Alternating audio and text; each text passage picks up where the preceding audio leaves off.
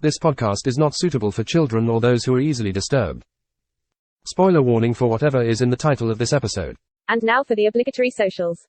Please like, share and subscribe. You can find the podcast on Twitter at HorrorPod69. You can also follow us on Facebook, Instagram, Slasher and Goodreads. Become part of the Disturbed community by asking for the Facebook group and Discord links. Send dick pics to the Horror of Babylon podcast at gmail.com. Support the show at patreon.com/the Horror of Babylon. In closing, you can let your friends know that The Horror of Babylon is available on YouTube, Apple Podcasts, Spotify, Audible and all other major podcast apps.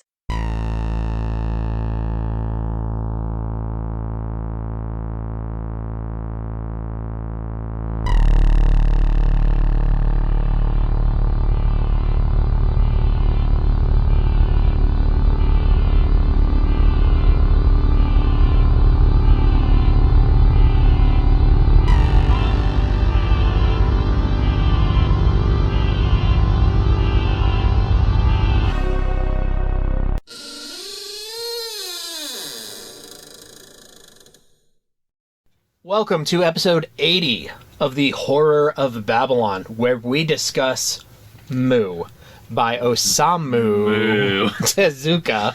And before we thank our patrons, we're going to start with a little note on pronunciation, because we actually just learned how to pronounce the title of this manga. Last week? Yeah. We actually, I think it was either during our Pet Cemetery or our Lolita episode where we had a kind of a three-way debate on how you pronounce this with Hef. Like I said, it was MW, and you said it was moi. I finally remembered where I heard that. It was at a panel at one of the anime conventions we went to, where they were talking about Tezuka manga. So I went searching for it.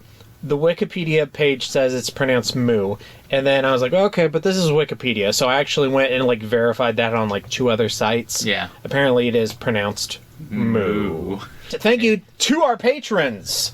Abigail the First Breaker of Chains, Mother Moo of Dragons. We went two different ways. And Logan, the full metal Moo. And thank you to Horsemen Comics and Gaming, which you can visit at the Morgantown Mall in Morgantown, West Virginia, or the Moo at Robinson in Pittsburgh, Pennsylvania, and say hello to the proprietor, Ronald III, Grampus of Christmas, who I'm still mad at. For Fly. I'm still mad at you, Ron. You're still on my shit list. Go up there and milk him. I will absolutely not be touching his penis anytime soon. I meant like a cow. Okay, then. Trigger warning. Yeah. If you are triggered by, and feel free to add to this, murder, rape, kidnapping, child abuse, pedophilia, or the United States being depicted as a dark and shadowy nation. Necrophilia, yeah. Yeah. Sort of. It's in the death throes, but I get the feeling that he wouldn't say no.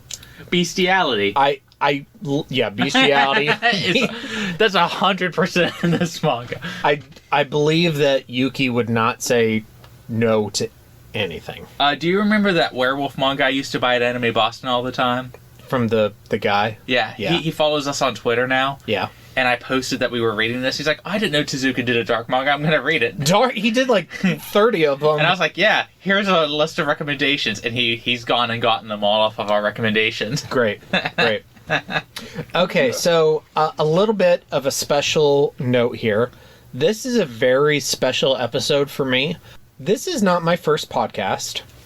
I also was on a podcast called Between the Panels with Ronald III, Grampus of Christmas, and a friend of ours named Alex.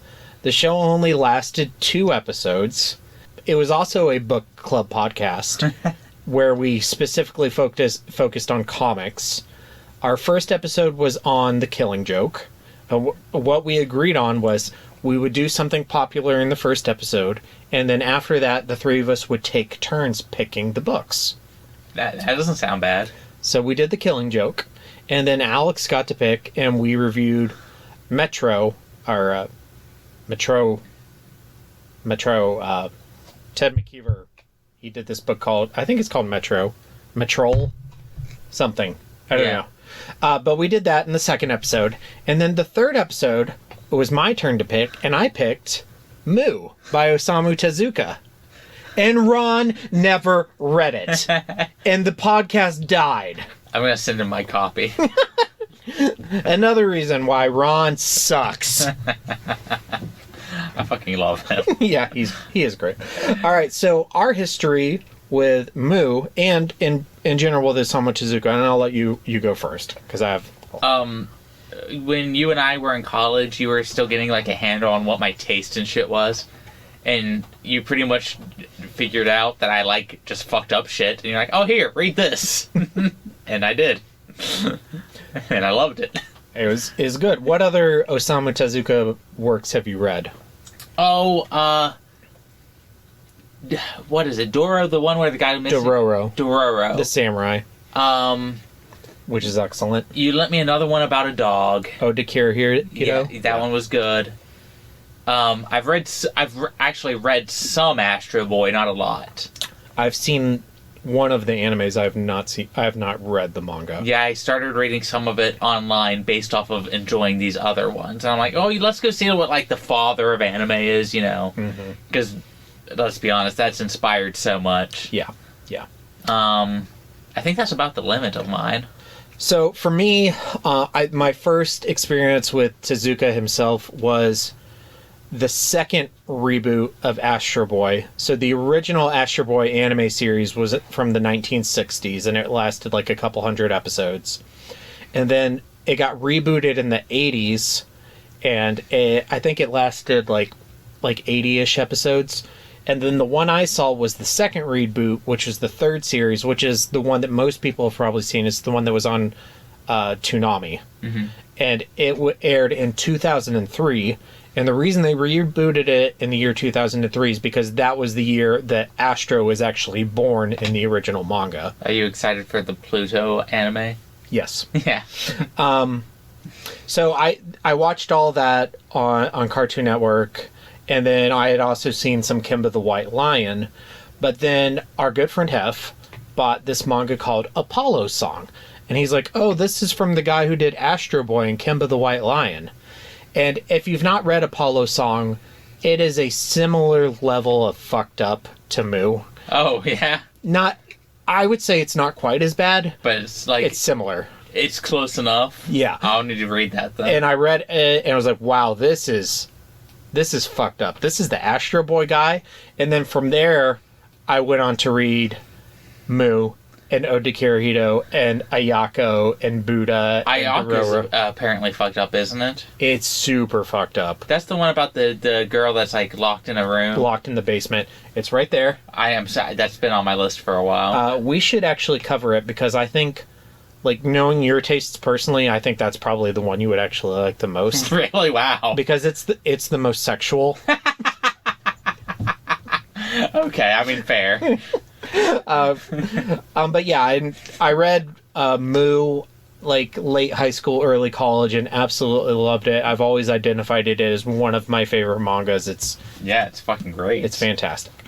The vampire's a pure myth, superstition. I may be able to bring you proof that the superstition of yesterday can become the scientific reality of today. All right, jumping into background. Of course, this book was written by Osamu Tezuka, who is famous for doing Astro Boy and Kimba the White Lion. He is known as the godfather of manga. He was heavily influenced by Walt Disney, meaning the person, not the studio, like the actual animator Walt Disney in his original work. Mick Mouse. Yeah, Mick Mouse. He lived from 1928 to 1989, which means that you and I and Osamu Tezuka shared this planet for a very small period of time.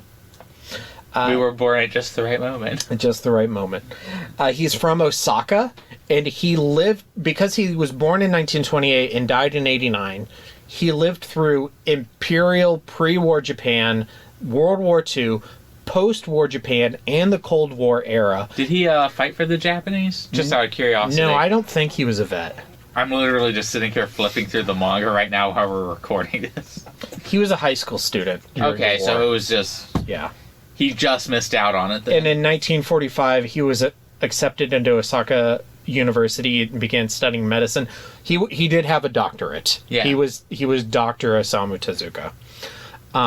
What I was going to say is that he lived through all those like very chaotic eras, and all of that is very evident when you read his works, especially his like more adult, darker works, because he does have like two very distinct libraries. He has his children's series, which, and I would say like if you actually like experience Astro Boy, there's a lot of adult themes in there, but there are adult themes in the way that maybe not Pixar, but like one of those maybe like more underground animation studios might make like an animated movie that explores an adult theme. Yeah, like Astro Boy is playing with themes of like AI intelligence, and can AI intelligence be like real life? Can it be sentient? Yeah. What kind of rights do AI have? It's like Spielbergian. Yeah. But then his like explicitly adult work, his seinen mangas are incredibly dark. Yeah. And very adult. I was reading this at work and people kept asking me what it was about. I was like, bad things. I was like, how much time do you got? Yeah. Okay, so Mu was first published in Big Comic, which is a semi-monthly seinen manga magazine published by Shogakukan. It was published from 1976 to 1978. And that magazine, Big Comic, has published most of Tezuka's adult-focused work. The magazine also published works from famous manga authors such as Shotaro Ishinomori, who you may know him from Kamen Rider, Cyborg 009, and Super Sentai, which, of course, is the manga that eventually inspired Power Rangers. Yeah, I also like Cyborg, so... Cyborg 009 is really good. They had a crossover with Devilman on Netflix not Yeah, long ago. I need to watch that. I've never watched it. The Cyborg or Devilman? The Devil... Well, the crossover. Okay. I've seen all of the Cyborg 009 anime. It's good. It also authored Jiro Taniguchi, who did The Walking Man, which is a good manga. No, it is not about Randall Flagg. Mu was first published in English by Vertical in 2007, and that is the edition I own, the original edition. Yep. Mine is super worn. Like, the spine looks really bad on it. Mine isn't this worn, but it's pretty worn. I've read it 3 times, and I'm sure I will read it at least a 4th time. I have also read it 3 times. Yeah. The manga is super notable.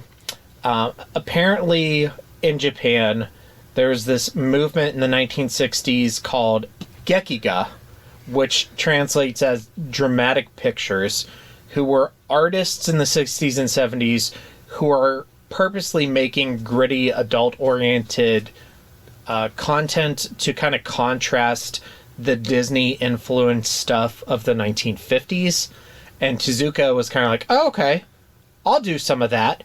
And he made Mu. Is that where, like, God, I can't remember the Japanese term. It translates to like erotic gore came from.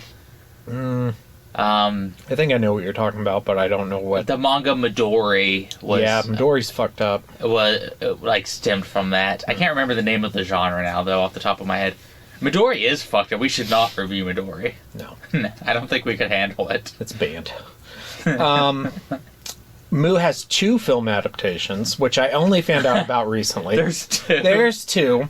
They both came out in 2009. They were both directed by Hitoshi Iwamoto.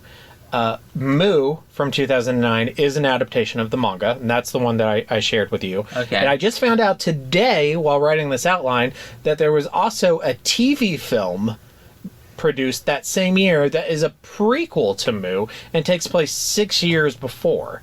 And Garai is not in it, and it's just Yuki fucking with this dude. If anyone can give us an easy way to watch these, we will review them. We would love to review both, but they are not on any streaming services, nor can you buy a legit DVD or Blu-ray of these. Like, we found like a third-party DVD. Like, it's like $30 and we don't even know if it'll work when it shows up. Yeah, and it's from Malaysia, and it's one of those like probably like unofficial pirated DVDs that's not region locked. And why wouldn't I'm not against buying something like that. I prefer official sources if I can. Yeah, but that's the thing is we don't have the option. Yeah. Like if we had, if I could spend $30 on a legit DVD or Blu-ray that's licensed in the United States, Then I'd already have bought it. yeah, exactly. Something that has like decent subtitles, but like, are we even going to be able to navigate this if it even works when it shows up? Yeah, and I used to buy anime DVDs like that on eBay when I was in high school, and you would always have to kind of trip your way through the menu to turn the subtitles on. And that's that. Another story in the classic, infallible three-act structure. Good enough for Aristotle, good enough for The Simpsons. Mr. Sislak, I have a feeling there's going to be one more act to this story. Well, I'm not hanging around for that. 4 acts. Okay, so structure and themes. Oh, Structure-wise, pretty straightforward. I don't feel like there's a lot to say. Yeah, it's a manga. It's telling a story. There's some flashbacks. Flashbacks are pretty big in manga and anime. Yeah, I think this story structures its flashbacks particularly well. Yeah. And we'll bury the lead up a little bit, but there's a big flashback in this that is very big in my mind every time I reread it.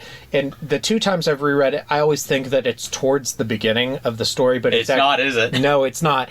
And it's like you see the first couple flashbacks, and I was like, oh wait, that doesn't happen yet. No, it happens later. But It's almost at the midway point. yeah, exactly. Yeah. And you're just waiting. And I like how we both just knew what you were talking about. I mean, because that's the thing. Yeah. We'll get to that later. Let's talk about themes, because there's a lot of themes. Yeah. A big one is weapons of mass destruction. And Japan talks about this a lot. So. Obviously, Yeah. Japan being the only nation that's ever been hit with a nuclear bomb twice, not once. The only one yet. Yet. Don't, God, don't. You're bad. Weapons of mass destruction, specifically nuclear bombs, come up a lot in Japanese culture. But where this stands apart is it's actually about a gas weapon, Yeah. as opposed to a nuclear weapon. Which became kind of big in, they were big in Vietnam. Yeah, napalm bombs. And World War II. Mm-hmm. You know, what surprises me is, and I'm failing history class here, there is not a concentration camp, but the Japanese ran a biological weapon testing facility in China, which apparently they still haven't apologized for. Well, I mean, like the things that Japan did in China and in Korea up before and during World War II are not taught in Japanese schools. Yeah. But when I'm reading it now and I know about, like, you know you guys were testing, like, biological weapons on Chinese citizens, right? If you want, Japan is, like, you know, is one of my favorite countries, but Same, so. But they also are not perfect and they have a lot of problems. If you want a culture shock, Google the rape of Nanking, which is a city in China that Japan invaded prior to World War II. There's a statue of a Nazi in Nanking now because this Nazi went back to Hitler and said, hey, you need to get them to stop raping so much. Yeah. And so the Chinese have, and to this day there's still a statue of a Nazi over there because he got the Japanese to back off a little bit. Japan, like the United States, is not perfect, which leads us to our second theme, Nation X. It's America. It's America. They pretty much confirm it's America towards the end. Like, yeah. I feel like when he started writing this, he didn't want to name a country at first, and then he just decided, no, it has to be America. Well, they do confirm it because they say that... Oh, what's the general's name? Hold on. They say he's from Kentucky. Yeah. Yuki calls him Sadie. Here's Yuki fucking his wife, and now here's Yuki fucking him. We're going to bring that up later. We are going to bring that up later. I have a story about that. Come on, use his name. I'll have to return to Kentucky soon. Yeah. Not fucking Kentucky, man. Okay. So, the lieutenant general from Kentucky. I think when I read this in high school, there was a little bit of a shock there, the way that Tezuka writes about America in a not very friendly or positive way. And, you know, I was a little baby Ryan. Yeah. And I didn't despite the fact that I was living through the Iraq War and had, experienced 9/11, I was still coming to terms with the fact that not all of the rest of the world thinks America is that great. Yeah. And this was written by a man who, lived through it. Lived through World War II and lived through the United States occupation of Japan post-World War II. And a lot of people don't realize that post-World War II, the Constitution that still makes up the Japanese government today was written by the United States. They still base their government on a Constitution written by us. So it's not unreasonable that a certain number of Japanese people might harbor some ill feelings towards the United States. Like the writer of Baki, who I can never remember the name of. That guy! Yeah. It's pretty clear he doesn't like us very much. No, which is fine. Yeah. But when I was reading this in high school, it was kind of a new experience for me. Whereas I'm reading it now at age 34, and I'm like, yeah, we suck in a lot of ways, so that's totally cool. I don't really care when people use America as a bad guy or a disambiguous nation as a bad guy. Mm-hmm. It's to get the plot moving forward. It's fine. Yeah. Japan was an occupied nation at the time. There's weapons and weapon testings and military bases. It gives you good set pieces. It gives you good plot structure. It gets the story moving forward. It also works historically because, like you said, we had military bases in Japan. It was still partially occupied. We were also using Japan as a staging base for operations in Vietnam. Yeah, because it's right over there. Yeah. And in Vietnam, in real life, the United States and its allies were using gas weapons and other weapons like napalm bombs. Mm-hmm. And a lot of times, they may have been used against civilians, like what happened in the story. So, the themes and the story itself, there's a really good basis of reality for that. So, if this is bursting your bubble about America, then I'm sorry. How old are you? But still, when I was Baby Ryan in high school, it burst my bubble a little bit. I think most millennials or Zoomers are already on this page anyway. So. Yeah, probably. So, all right. So next theme: conspiracies and corruption. It's super big. Super big. I really like because the conspiracies are multi-layered in this story. Because you got owners of banks and owners of land, and then the military, and they're all members of the Diet. Which is the Japanese legislative body. They're all intermingled in these various ways where it's, we need somebody who can move money around, but we also need somebody who can pay people off, but we also need somebody who can write legislation that makes this look better, and then we need someone to get people to move to where all these people died. They also involve somebody who was in charge of a construction company. Yeah. So if you haven't read this, stop listening to us, go read it, and then come back.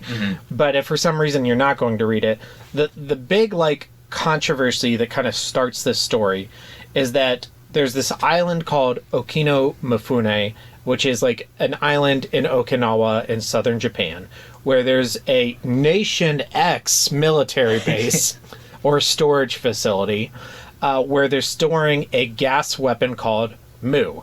And somehow the weapon leaks, it gets out, and it literally kills all of the fauna and most of the flora on the island. Meaning it kills every human being and every animal, save two, but we'll get to that. And then it's about the conspiracy to cover that up and how two men unravel it. Yeah. But that makes it sound better than it actually is. But that is what happens. Yeah, I mean... bare bones. Yeah. It makes them sound like two heroes, which they're not. But okay. So that's what we're talking about. And then obviously there's a lot of Japanese politics in this. An election for a politician who's a major character by the name of Eikaku Nakata is a big part of this. But yeah, our discussion on that will come out more as when we get to characters and Another big, huge theme in this is religion. And I have a couple specific questions regarding religion when we get to The Power of Christ Compels You. But one of our two main characters, Father Iwao Garai, is a Catholic priest. And there's a lot of discussion about choice and what is the will of God and what what us humans are actually able to do to influence real events. And I feel like there's like a redemption arc, but it's a really sort of a weird one. Yeah, it's kind of Darth Vader-ish, but in a different kind of way. It's Darth Vader-ish in two directions. Yeah, yeah. We'll get to that. Yeah. We're going to talk more about that as we go. And then, I'm not sure, like, how big of a theme pedophilia is, but it sticks out to me, because when I read this in high school, that was the most shocking part of it. Yeah. By far. Yeah. Which I think we'll discuss more when we get to characters. And the last thing I wanted to bring up under themes is homosexuality, which I would argue that this is not a book about homosexuality. It's like a tertiary theme. It's a book that has homosexual characters. Yeah. But the fact that they're homosexual isn't all that important to the story. The only time it's important is when that one reporter chooses not to publish a story about a homosexual because she's also secretly gay. Right. This book has taken some flack for its two main characters one, it's hard to put labels on them, but you could say one is homosexual and one is pansexual or bisexual. Mm-hmm. But they're both not hetero. Yeah, I'd say they're both on some sort of, not curiosity, but some sort of spectrum. Right. But this book has gotten some criticism for, some people would say, negatively depicting homosexual characters, but I would say that they are bad characters who happen to be homosexual. I'd also have to say, you gotta look at when this book was written, and it's not that people would just write gay characters as bad at the time, but it's that, how would they react to those sorts of, desires and emotions? My thought is that they are bad men, but they are not bad because they're gay. Yeah. They are bad, and they also happen to be gay. Yeah. So it's easy to see where, like, somebody would construe that as, oh, this is like an homosexual book, which I don't think it is. I think the message is the exact opposite by the end. Yeah, exactly. And we'll talk more about that. Yeah. They're coming to get you, Barbara. But let's go ahead and move to characters. And there are a huge cast of characters. There's too many. But there's really two that matter. Two that matter. And we can't talk about them separately because they are joined by fate. They're joined by more than fate. They're joined by their penises. They're joined by the hips. We have to talk about them together. They are, of course, Michio Yuki and Father Iwao Garai. Yuki was a child actor when they met. He was. Before I get into some of our specific questions and my thoughts, what did you think of these characters the first time you read it, and then what are your thoughts now rereading it for the third time? The first time, fairly confused, mostly just because I didn't know where the story was going to go. Yeah. It's like, I wasn't expecting this. It is not something that you can start reading and be like, oh, I know what's going to happen here. And then I'm, on the third read, I'm like, you know what, I really kind of like the character journeys. It's complicated. It's complicated emotions. Yeah. I think I see a lot of, your question is, Garai a bad man? Garai. And I would say, overall, probably, but he's a bad man who doesn't want to be a bad man. So, yeah, my question is Father Garai a bad man? Yeah. And my answer to that has changed as I've read this book. Yeah. The first time I read this book in high school, I probably would have said, no, he's the hero. He's the good man. He's fighting. It's like Garai's the hero. He's the protagonist and Yuki's the antagonist. And then the second time I read this, which was like 3-ish years ago, Yeah. I was a lot more down on Father Garai and like, no, they're both like absolute monsters. And now my third time reading this, I'm thinking like, okay, he's not a good man. He does a lot of bad things and he's complicit. I think the Darth Vader comparison is really apt here because he gets his redemption arc, but he really has to earn it. And I would say the same thing about Vader, Anakin Skywalker, is that the good act that he does, and which ultimately ends up ending his life, doesn't actually redeem him, but it shows that, like you said, he wanted to be good. Yeah. And realized that what he had done, or at least was complicit with, was bad. He preferred being good in the end, is how I would probably describe that. Yeah. And the whole story seems like I talk about how much I like all the fucked up shit in this book, but I would really say that the actual story is about a horrible person who doesn't want to be a horrible person, who's constantly giving in to temptation and eventually has to say no to it. Mm-hmm. And I think he should have drew his line like 30 steps back. Yep. But that's not how the story played out. So this isn't like the easiest like book to get your hands on, and I'll go ahead and assume that some amount of people listening to this haven't read it. Michio, so the two characters are Michio Yuki, Yeah. and Father Garai. They are the two people who survived this leaking of the gas at this island called Okinamifune, and they both basically, with continuing to bear the lead, they spent the night in a cave the night it leaked out, and by the time they came out of the cave, the gas had mostly dispersed. So they leave this cave and they find every resident on the island. I think it's like 800 some people who are dead, just like have shit themselves to death and died in the street. Yeah. And it psychologically harms them both, but in different ways. And it's a little bit implied that Yuki got like a little bit of the gas somehow. Yes. And he was much younger. Yeah. Continuing to bury the lead. Yuki was a child, and it doesn't explicitly say how old Garai was, but it's implied that he was a teenager At least or like early teenager. 20s, maybe. He was old enough to be bumming around with a gang. Yes. So I'm going to assume at least 16. Yeah, like it's 16 to 20, that kind of age range. And I think it said how old Yuki was, but I don't remember. He was a young boy. He was super young. He was like... Too bad you ain't a dame. 5 to 10. Yeah. Like somewhere around there.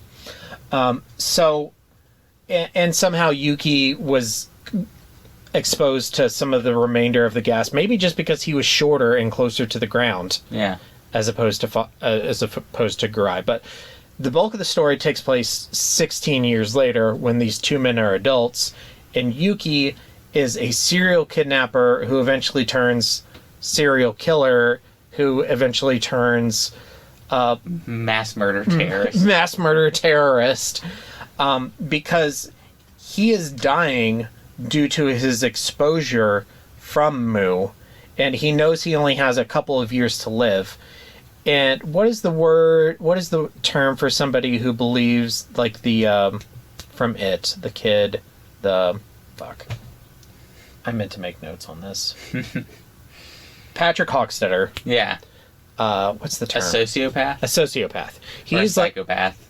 So he's a sociopath in that he believes that he is the only person in the universe that matters, or possibly even the only person in the universe that is real. Yeah. And he knows that he's going to die.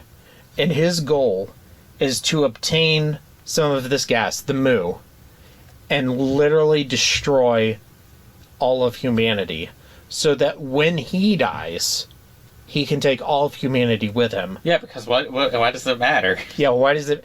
And that's what, a psychopath, not a psychopath, a sociopath, clinically is somebody who thinks that nothing else matters because nothing outside of them and their experience is real. And, you know, a sociopath could believe that when they die, everything else ceases to exist. But Yuki wants to actually make the rest of humanity cease to exist when he dies. Yeah, he's like, I'm just going to make sure. Yeah, I'm going to be positive. And then Garai, who grew up to become a Catholic priest, is still associated with Yuki to the point where they are a couple of sorts. Yeah. Yuki describes it as they are joined by fate. And to the point the cops are openly investigating Yuki because they believe he's the serial kidnapper, but they can't pin it on him. And they are trying to get Father Garai to testify, but he refuses to testify because he's a Catholic priest, and a Catholic priest cannot say anything that's been confessed to them in a formal sense. Yeah. But Garai is also compromised because he's in a sexual relationship with Yuki, and he actually becomes literally complicit to his crimes because Yuki cons him into becoming, like... A henchman. A henchman, essentially. He literally has him help him with some of the capers. Yeah. This isn't a moo, it's a caper. And it's an operation. Garai never, like, goes as far as to, like, actually do, like, any of the murders or any of the, like, really brutal things that Yuki does. Yeah. But he's absolutely complicit in not all of Yuki's crimes, but a lot of them. I think he's complicit in too many of them. Yeah, too many. Like, I don't know where I probably would have drawn the line, like, a lot further back. Yeah, ideally. But I figured he would have drew the line at, and he tried to draw the line at that one girl character that... Sumiko, yeah. That's where he tried to draw the line, and like, he thought he murdered Yuki, and oh, it's fake blood that disappears, you silly. Oh, I was hidden under this undersection of the bed. Yeah. Yeah. But after that doesn't work, he also is like, okay, I guess that didn't work. He doesn't try again. So... Father Garai is constantly bombarded by this prosecutor from the district attorney's office, a character named Meguro. And one of the things... The L prototype. Yeah, exactly. He's L, but he's not, like, creepy or goth. Yeah. He has this line that he says to Garai when he's trying to convince him to testify. And he says, "But the foulest criminal is the one who witnesses wrongdoing and does nothing to stop it." I was literally waiting to use this one. Exactly. Because that's like the point of the story, is he's refusing to stop it the entire time until he finally doesn't. Yuki is Hitler and the Nazis. Garai is the German bystanders who are too afraid to do anything. Yeah. And maybe that's an oversimplification. But people understand it. Yeah. So. And really, like, I see the story as, like, the relationship between the two men and Garai eventually getting to his breaking point where he actually does something. Yeah. And that's his Darth Vader moment where he saves Luke, picks up the Emperor, and throws him down the shaft. In fact, in this story, he even goes, "There, now you're saved." Because what he wanted to do was he wanted to save Yuki's life. And his soul was like the big... Because he's always imagining them both burning in hell. Yeah. Which might be for the murder reasons, might be for the homosexual reasons. It might be for both of them. But here's my question to you. Yes. Here's my answer to you.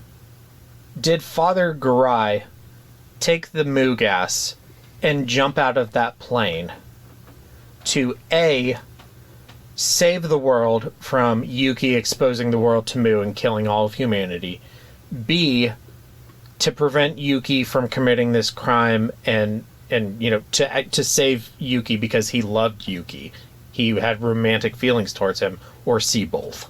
I think it's closer to C. I'd say maybe a little bit more column B. He seemed way more preoccupied with the idea of saving Yuki over saving the world. I think he also saw, like, by saving Yuki, I save other people. Mm-hmm. But he far more cared about, this is the person I care about, and I want to not be, like, damned, because he's a Catholic priest. Right. And if you read this and you go through, like, all of the crimes that Garai is there for, most of the super violent things that Yuki does, Garai is not present for. Yeah.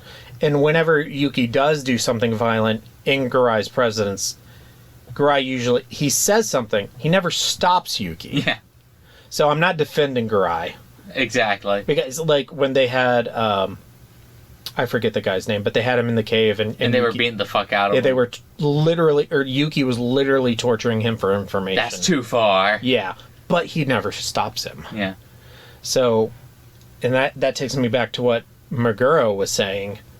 I mean, what's worse? The guy who's literally beating someone to death, or the guy who hypocritically says, you shouldn't do that. And then just sits there and watches. Yeah, and does nothing to I stop. fucking love this detective Snoz. Yeah, he has a huge snoz. He has the biggest nose, and I love it. A lot of Tezuka characters have huge noses. Yeah. It's a regular thing. And actually, Tezuka has actually been criticized for some of his characters' designs for being racist, but we're not going to get into that. Yeah, whatever. This is a Japanese dude. He can have a big nose. Yeah, he can have a super big schnoz. Okay, so focusing a little more on Yuki. Yuki says that he acts the way he does and his life is the way it is because he was exposed to Mu when he was a child and it fucked up his life. Do you think it's realistic for him to blame all of his actions on the fact that he was exposed to Mu as a small child, or do you think that's not okay? I never think I think there's always a line that you cross, and the line's crossed with child murder. Mm-hmm. And it's the first thing we see him do. It's the first thing he does. Yeah, is strangle a kid. And I'm like, at that point, I just don't feel so, like, you could have literally any backstory and I don't care anymore. Mm-hmm. I mean, I do care because I think he's an interesting character. He is. But I don't care about your excuses anymore. And it goes back to one of our favorite sayings on the podcast, explaining, not excusing. Yeah, so. But I also think it taps into the whole nature versus nurture, because is Yuki the way he is because of the experiences that he had on Okuno Mifune Island with Garai, or would he have become the criminal that he was regardless of what happened? And there's not a clear yes or no.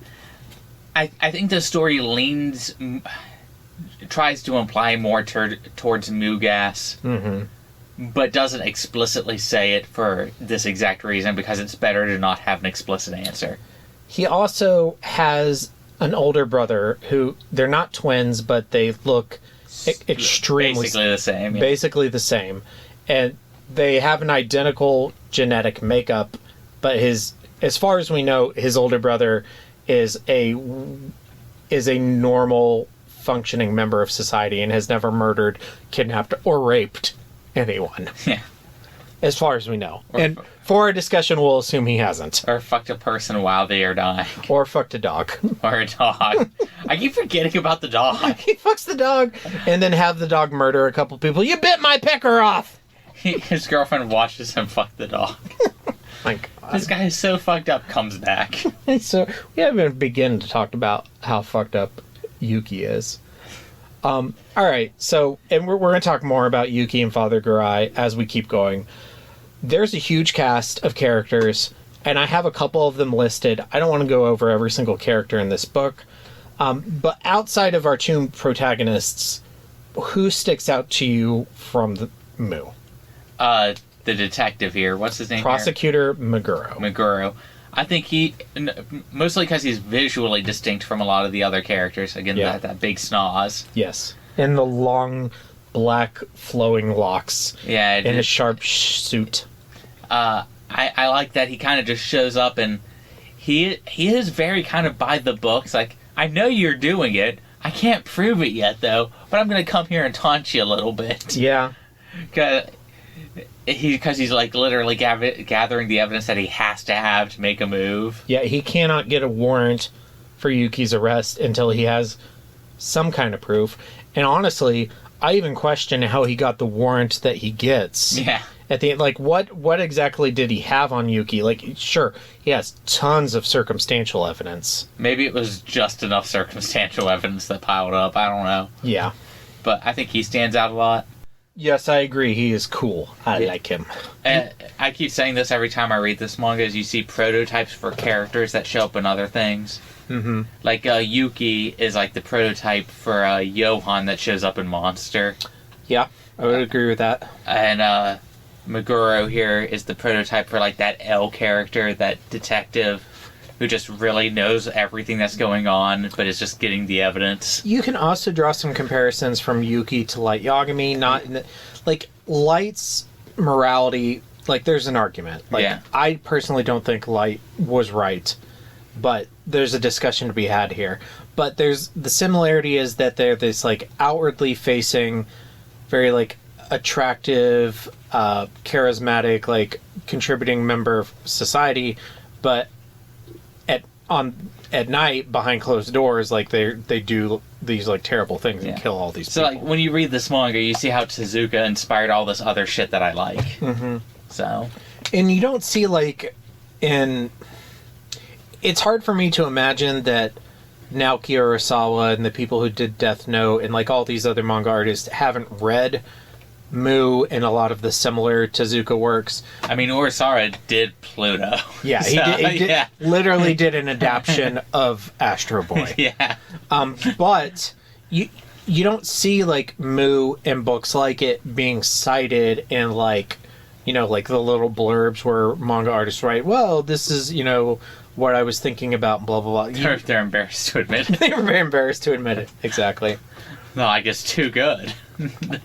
Okay, any other characters that jump out at you? You have Nakata here mentioned, and he shows up a lot, and his daughter. Mika? Yeah, who Yuki marries, but it's just to get closer to him, so he can fuck with the diet.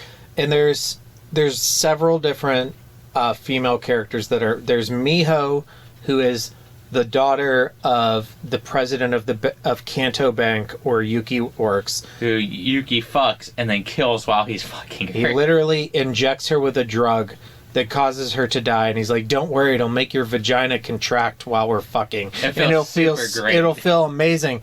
And she dies. Yeah. And then he and Gurai throw her body into the ocean, but he dresses up as her and poses as her to do all these things, including robbing her father's bank. Yeah. I just like that Yuki is implied to have this much range when it comes to acting. Yeah, he can. Well, his brother is a top-tier kabuki actor. Mm-hmm. And he's slender and has effeminate features, and he can easily cross-dress and play a woman. Yeah. And then the other, like, the most important female character is Sumiko, who is poor Sumiko. She's probably the closest to, like, an actual genuinely good person in the story. Who gets so fucked up by horrible people. Yeah, she's the one person in the story who I would maybe say is kind of blameless. Yeah, she's the one I actually feel bad for. Mm-hmm.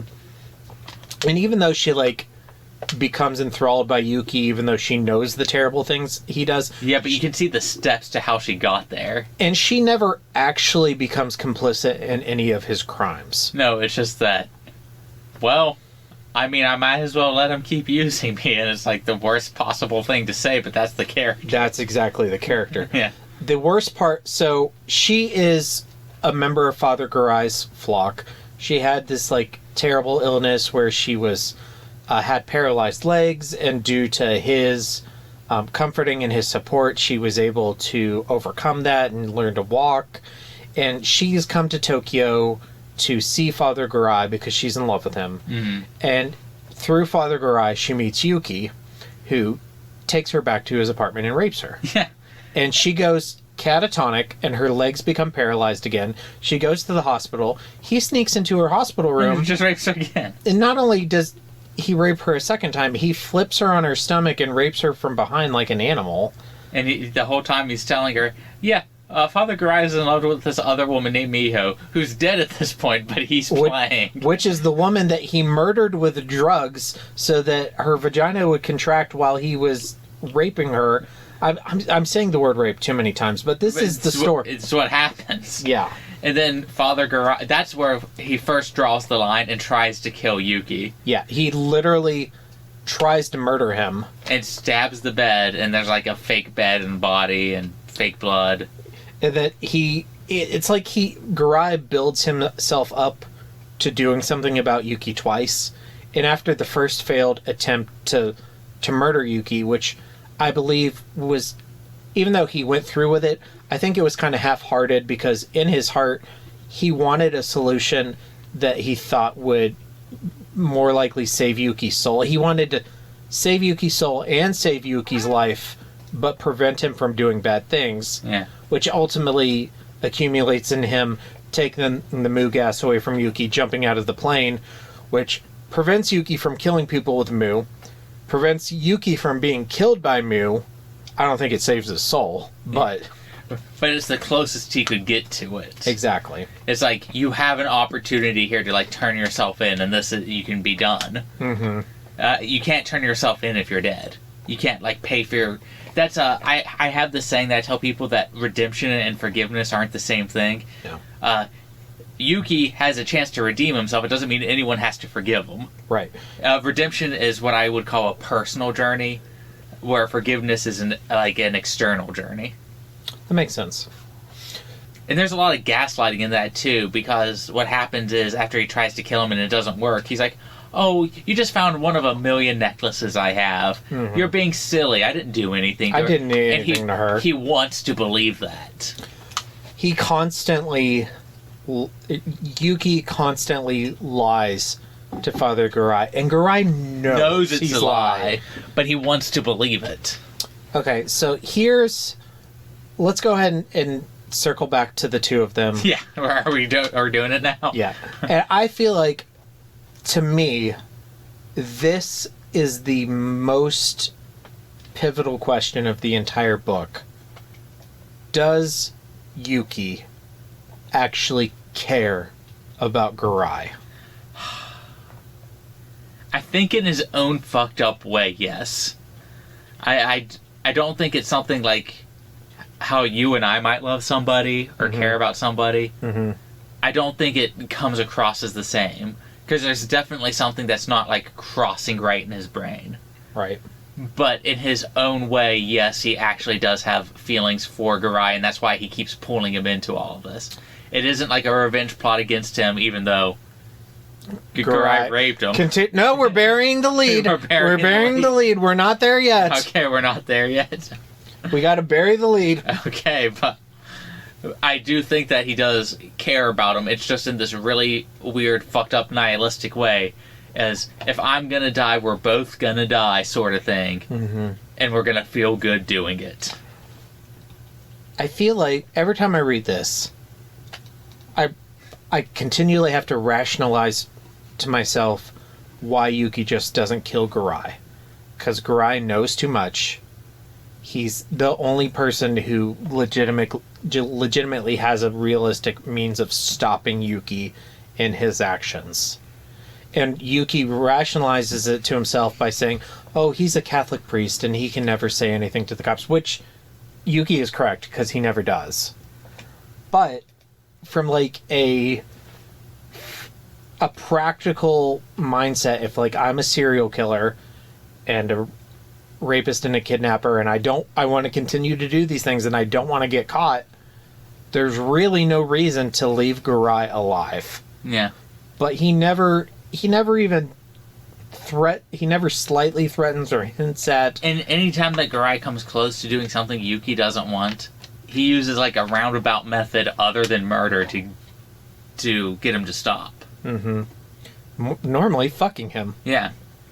It's literally anything but what he would do to anyone else. Yeah. Which is just kill them, which is what he keeps doing. He does it to almost everyone, including his wife. He never kills Sumiko, But Sumiko never really presents a threat. I get the feeling that if she had presented a threat, he wouldn't have given a fuck. Yeah, I don't believe he cares about Sumiko at all. Yeah. I also think he cares about Garai. And if for no other reason, like his reaction to Garai's death. Yeah, he was not a fan. No. And also, I think that may also prove that he's not a sociopath because he recognizes Garai's life and that he's affected by Garai's death, but yeah, that's... I think when we use terms like sociopath and psychopath, people have these ideas that there's like these super hard and fast rules. Mm-hmm. There's always like these tiny little exceptions.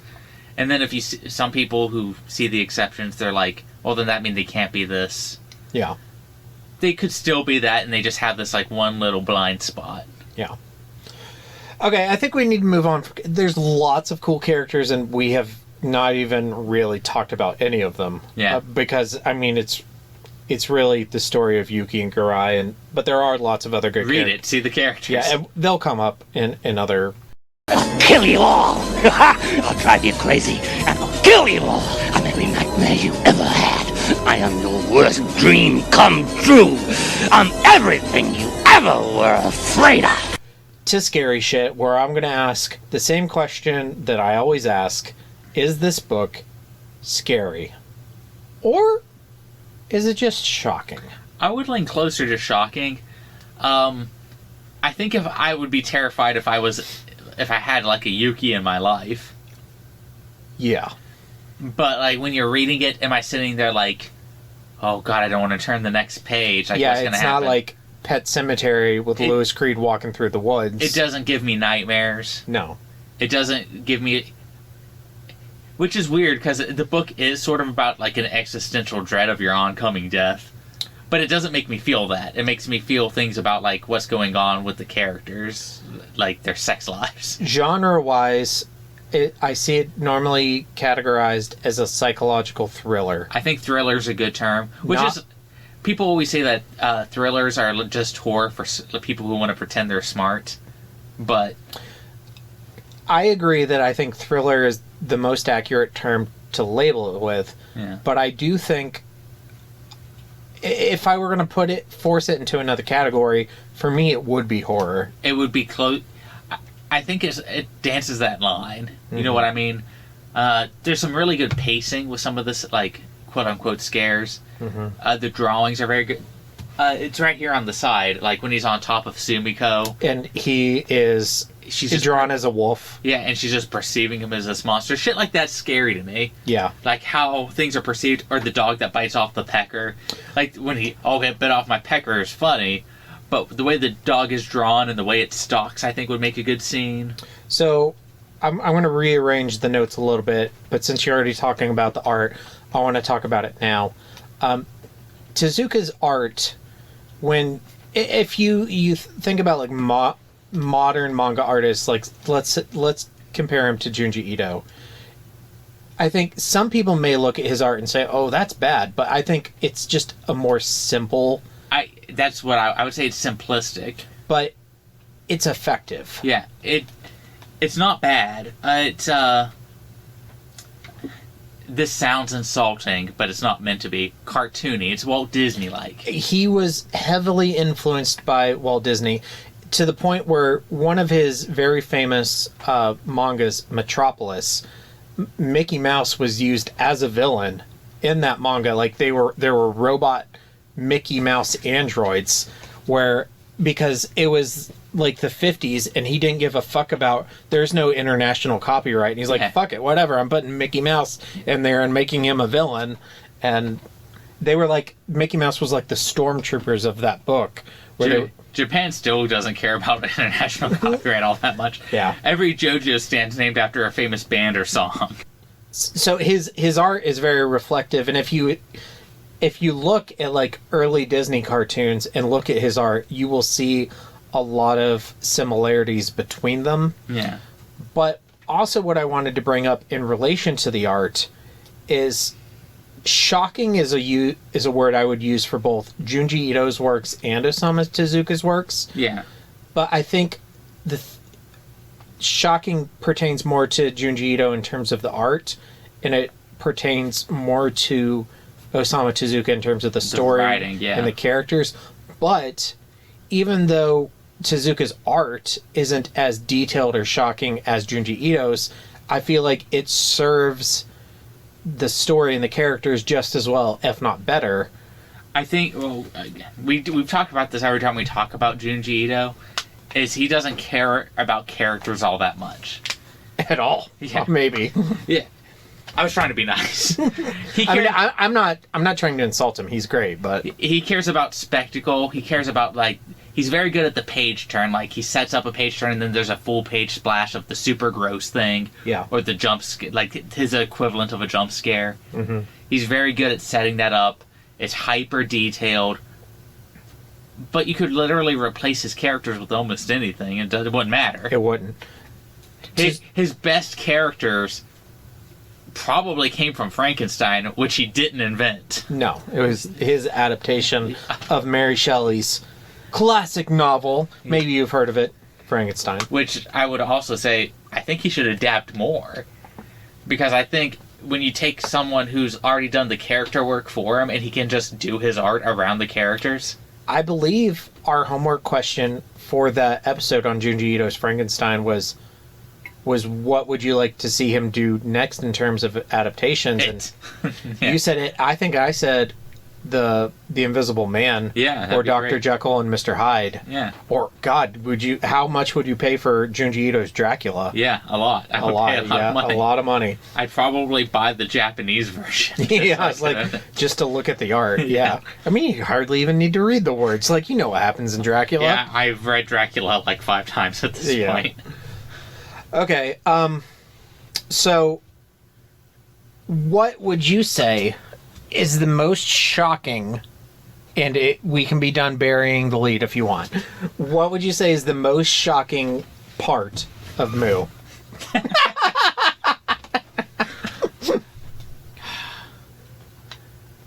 God, that's hard. Even though Garai rapes Yuki as a child and then grows up to be a priest. I still don't... It's like every Halloween costume you ever had. Yeah. Only my brother dressed up as the altar boy. You mean Yuki? Yeah. Oh shit, I forgot I did that. Yeah. God, even with that, because that is sort of presented as like a twist, is that something else that happened in his past. Yeah, like, it's enough that they lived through this leaking of a gas weapon where they were the only survivors. That's enough to fuck you up. But on top of that, he raped a child. Yuki even goes, like, when he's talking about the memory of the first time, he's like, I thought we were gonna play doctor when you whipped your pecker out. It was something like, and that like puts in your head, it was like the popping out of the retainer. You realize how young he actually was. So, listener, if you listen to all of our episodes, you know that I had a really hard time with Lolita. Yeah. And I will tell you that the first time I read Moo in high school, I think it was high school, maybe it was early college, and I got to the midway point in the book where it's revealed that an adolescent Garai, between 16 and 20 if we had to guess. Yeah. Rapes Yuki age like 5 to 10. Like somewhere in there. Like 8-ish maybe. You're too pretty. You look just like a dame. He rapes him in a cave, and that's how they survive the leaking of the gas. As they stay in there all night. As they stay in the... and again, just like we said in our Lolita episode, yes, it seems like Yuki says yes. It's not a violent rape, but because he's a child, he cannot consent. He can say yes, but he cannot consent. So Garai having sex with him is rape. Yeah. But when I read that for the first time as a little baby Ryan, I got physically sick.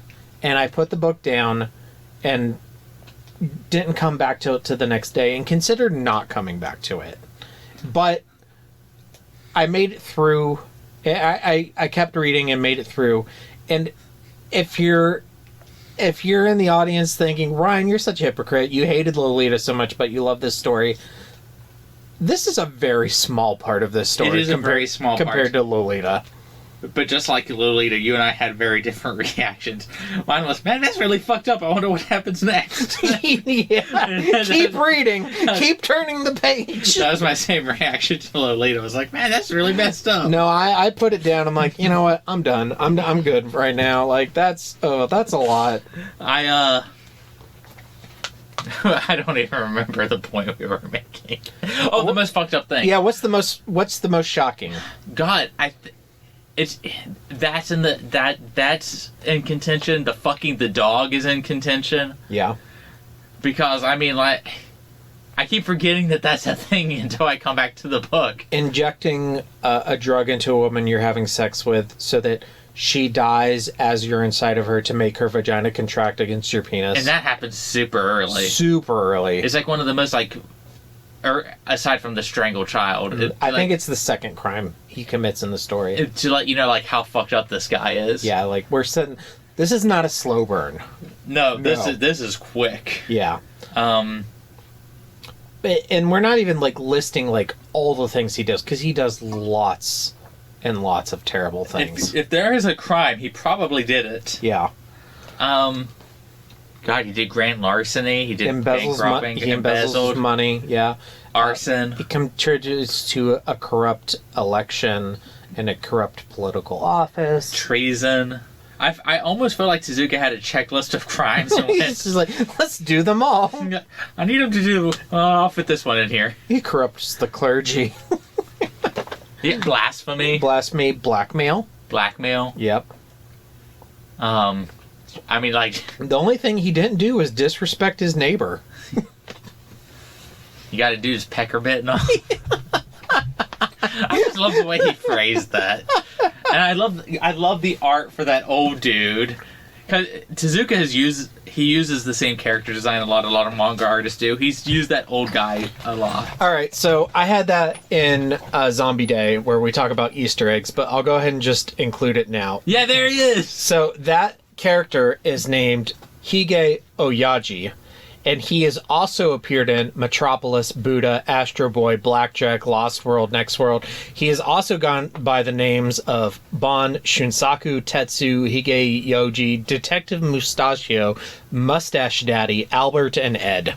He appears... Mustache Daddy. Yeah, He's the Randall Flagg of Osamu Tezuka. He just gets thrown in everything. I keep meaning... Buddha's also on my list. What's the one about the locked up girl that's also on my list? Ayako. That's been on my list for a while. I have both. They're both amazing.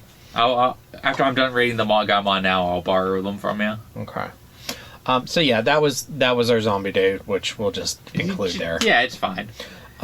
This jumping around a little bit I don't feel too bad about. No. Okay. Let's go ahead. Oh, what's the most shocking for you? Do you have like a definitive one? No, it's the rape. It's the rape of the child. Okay. Yeah. I mean, I guess it's hard. He does. No, yeah, it's that. It's that. Yeah. I don't blame anyone if that's their instant one. I just think that there are so many crimes in this book that it's hard for me to narrow that down. Yeah, I was gonna say, but he doesn't. Garai doesn't kill Yuki, whereas when Yuki rapes someone, he usually kills them. But that sounded like a defense of the child rape. We are defending. No, we're not. We're just trying to discuss what's more shocking. Yeah, the first time I read it, that was by far the most shocking. Tier list. Yes. Okay. Kiss me, fat boy.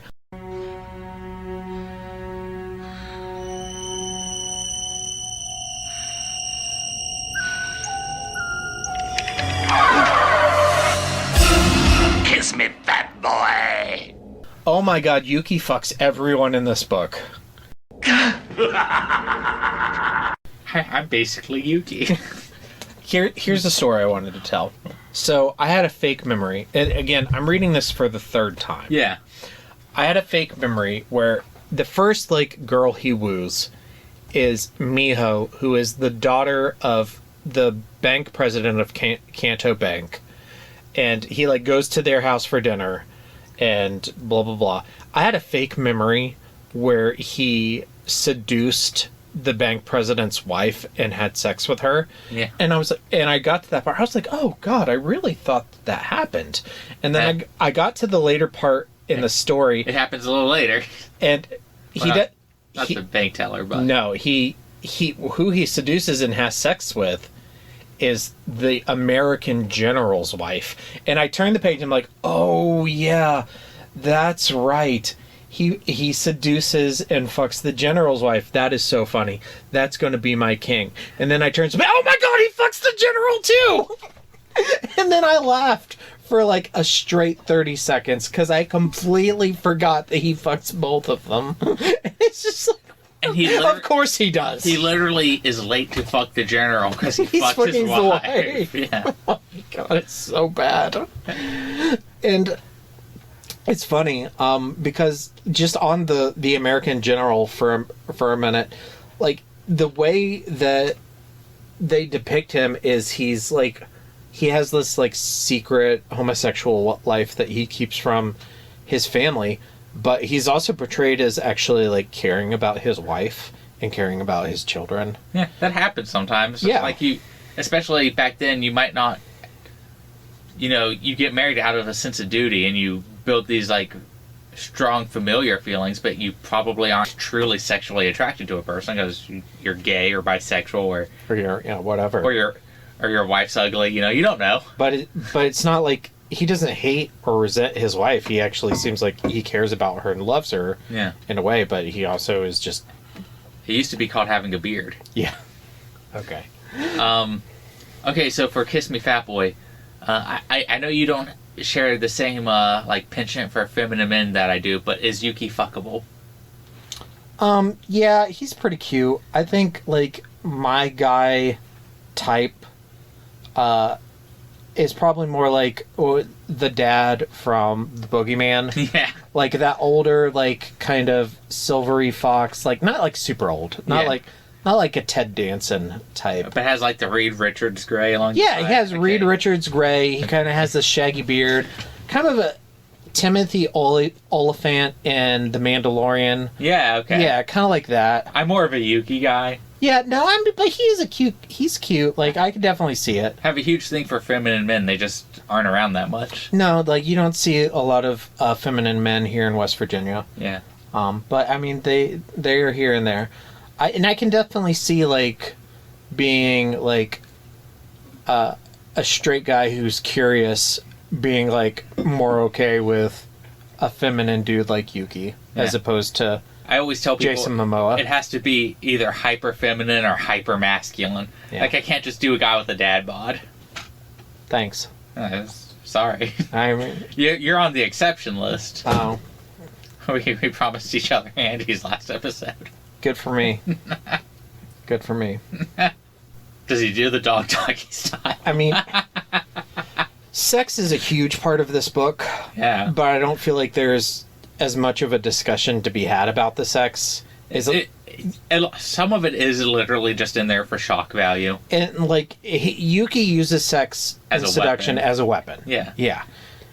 It's a tool to get what he wants. And he seems like he enjoys it, specifically with Garai. He's very hedonistic. Yeah. Because it's all, again, with when he, like, kills Mio during sex, it's all about feeling as good as possible in the moment. Mm-hmm. He feels good because he's killing her. He feels good because of the contractions. It is a win-win. And I think he also enjoys the fact that he's, like, turning the tables on her, because we see her waiting in... She says to him, why don't you come up to my room later? Yeah. And then, like, it shows her waiting in her room for him, and she's like, I can't believe he stood me up. And then he comes in through the window and does all that. Yeah. And I think he enjoys your favorite term, subverting her expectations. Yeah. You didn't expect me to murder you. I just Last Jedi'd all over you. I just Last Jedi'd the shit out of you. Okay. The power of Christ compels you! The power of Christ compels you! The power of Christ compels you. A surprising amount of it. Yes. Like, usually we skip this section. It's funny because we started with The Stand. That was the first book we ever reviewed. And we spent a lot of time in The Power of Christ Compels You. And then we've hit it in other books, but it's never been as big. This is a prevailing theme in the book, especially like the idea of redemption. Mm-hmm. And also, what I wanted to bring up was the idea of choice and the idea of fate. Yeah. So let's for the sake of our discussion, let's adopt a general Christian worldview. There. Done. Do the characters in this manga actually have a choice about their actions? Or, as Yuki suggests, are they tied by fate? And I know there's... No, okay. We've assumed a Christian worldview. I want a real answer. Okay, from like a theologian perspective? Mm-hmm. Okay. This gets complicated, and I can text my my preacher friend if you want. But they seem... Hey, I need you to read this manga and come over here. Well, because we've had like discussions on like predestination versus personal choice when it comes to sin. Mm-hmm. And a lot of like oversimplification, they're both assumed to kind of simultaneously exist in one spectrum. So you do have a choice, but it's also your fate somehow. That makes no sense. Yeah. Don't get me started. So what made me think of this is this panel from the last part of the story where Father Garai is searching for Yuki, who's incurred on base R outside of Tokyo to steal the Mu. And Father Garai has teamed up with Bishop Anderson. And he says... He makes a surprising impression for as little as he's in there. Yeah, I actually like him a lot. Yeah. He says, why do we humans create such an evil weapon? We're servants of God, but there are limits. We are all too powerless. And Father Garai says, I disagree. I think we're powerless. I don't think we're powerless. In any case, it isn't too late. So... I feel like Bishop Anderson is trying to say, it's God's will that we're sinners, and Garai says, no, we have a choice. But Garai's whole story is that he wants to be a good person, even though he cares about Yuki, but he knows Yuki does these bad things, and he wants Yuki to stop, but it never stops until Garai makes a choice for it to stop. I also love this part with Bishop Anderson. I went and found the pages when he tries to take the bag from Yuki, and Yuki just keeps shooting him, but Anderson keeps going forward, getting shot again and again, and it's just like, the Lord hasn't forsaken you, even until death. And it's literally the most Christian thing I have seen in fiction since we started covering this show. Yeah. Which is trying to redeem a person up until your own death at the cost of it. And even and that continues even after, and we won't explicitly talk about the twist at the end yet. Yeah. But even after they think Yuki is dead, and Meguro says, we won't speak ill of the dead. Mm-hmm. May he rest in peace. That theme, that continues. And obviously we can't give any explicit answers, we don't know nature versus nurture, choice versus fate, we don't know. It's just it's an interesting discussion to have, though. Yeah. Would Yuki have grown up this way? Was it getting molested in the cave, or was it the Mu gas, or was it a combination? Yeah. Or was it something else that happened to him after that? Probably not, but... probably not. Or was he always kind of a bad seed, because he was kind of always implied to be the black sheep of the family anyway? Yeah, was it actually his brother being the Cain, the Abel to his Cain, that he was bound for a dark path anyway? All these themes come up again in Monster, which I can't wait for us to review down the road. Yeah, Naoki Urasawa is great. I have an hour-long video I need you to watch before we review that. Sure. Why not? Finally, someone who talks about things as long as us.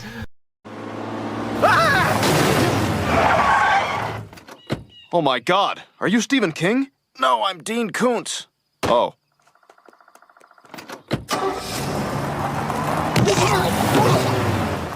I think we need to start winding down. Yes, sir. With Kings and Koontz. And this, I'll tell you, this was hard. Yeah, very. What is your king for Mu? My king is actually the ongoing Christian themes. because I think it handles it with the most nuance I've seen in a story from a non-Christian perspective that I've seen in a really long time. I don't think Tezuka was Christian. I'm like 90% sure he wasn't.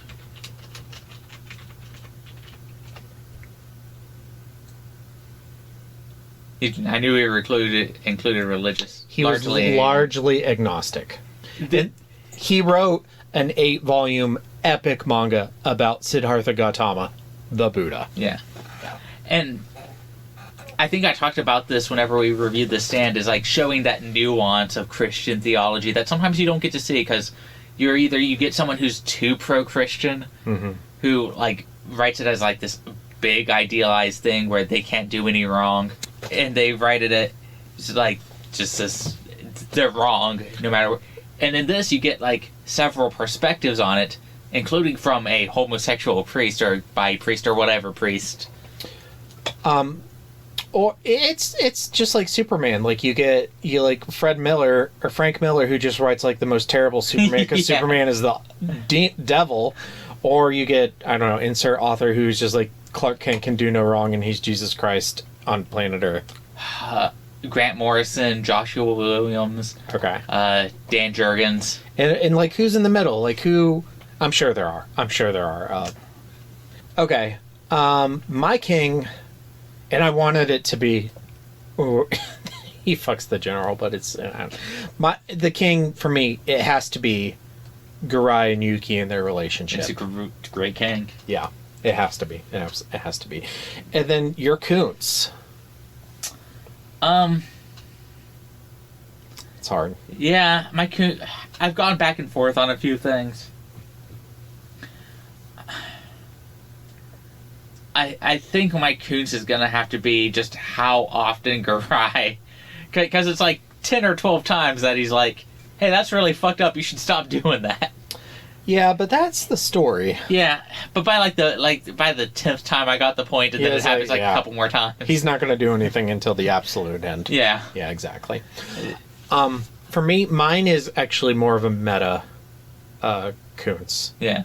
And mine is that it has only been published in English in left to right. It's never been published in the right to left, the correct format. Do you know how often I opened that book up and started reading it wrong? I had to read. There are many pages where I had to reread the panels because I read them in the wrong order. Yeah, same. Yeah, and it bothers me immensely. Fine. Yeah, that's. And I would buy it a second time if it was reprinted and right to left. I would buy it a second time just to give them money to go, and this is the kind of stuff I enjoy. Yeah, do this. Okay. It's the reason I bought all of Monster. Homework. Yes. Should this manga be adapted into an anime? Okay, yes, with an asterisk. It needs the right studio. I would be okay with it not being adapted into an anime, but I would absolutely watch it if it was. So far, I think it's Bones who's doing the Pluto one, and it looks good. So Bones is good. I'm gonna wait until I see it. Mm-hmm. But I'm like, you gotta be true to Tezuka's art. Yeah. You've gotta find... Because, again, I watched it in English. Mm-hmm. But both Japanese and English, you're gonna have to find just the right voice actors. Mm-hmm. You're gonna have to spend money on it. I can understand cutting some stuff out, but I think that this is one of those stories where you have to cut as little out as possible to get the points across. I think that it's not the type of story, both in terms of the story, the characters, and the art, that anime typically does in this day and age. Yeah. I don't need it. I would like to see it. And tone. Yeah. I keep talking about dream projects. This was on my dream projects for a live action adaptation, but apparently it exists. Yeah. So I'm like, I don't have to do it now. I was gonna have you play Garai, and I was gonna be Yuki. Part of me is like, I would be completely okay if it was just never adapted and it was just left as this awesomely amazing manga.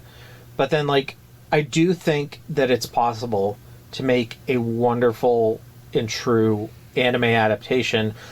The anime industry as it is, I don't think would do that. Yeah. I think what they would do is they would do something that cuts out too much, probably waters down a lot of the themes. and I understand, like, if it's going to air on TV, it can't be exactly as it is in the book. Yeah. But it needs to be as close as possible to get people willing to read the book. Because if it's too watered down, they'll see it and they'll be like, oh, this is just shitty Monster. Yeah. Which, of course, this predates Monster by a lot. Yeah. And really, it's way more fucked up than Monster, and I love Monster. Yeah, Monster's great. Okay, question for the listeners. Obviously, we're both big manga people, and this is not the first manga we've covered. We've also done episodes on Miko Takahashi's Mermaid Saga. We've done 3 Junji Ito episodes on Gyo, Uzumaki, and Frankenstein. And we did Katsuhiro Otomo's Domu, which is a very under-talked about manga. Yeah. So what other manga should we cover? Reach out to us on our socials. Let us know. We're taking suggestions. Yes, at some point in the history of the show, we have talked about doing Death Note and Attack on Titan.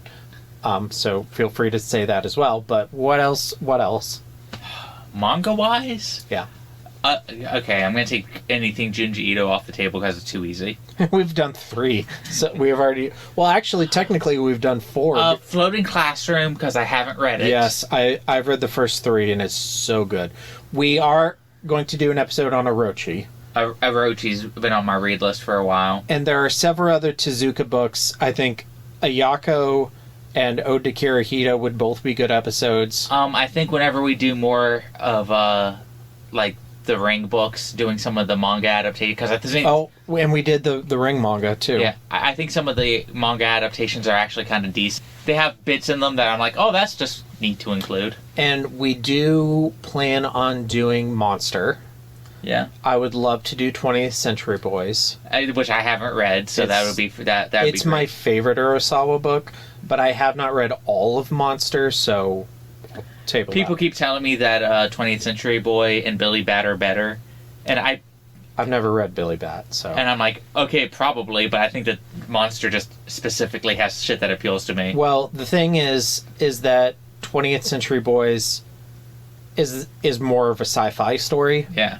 And Monster is more of like a psychological horror. Yeah, which is more my jam. And sci-fi is more of my jam. Yeah, so... But there's no way you won't love 20th Century Boys. I really love the art. I love the dude with the bag on his head, and yeah. I think that's a great villain design.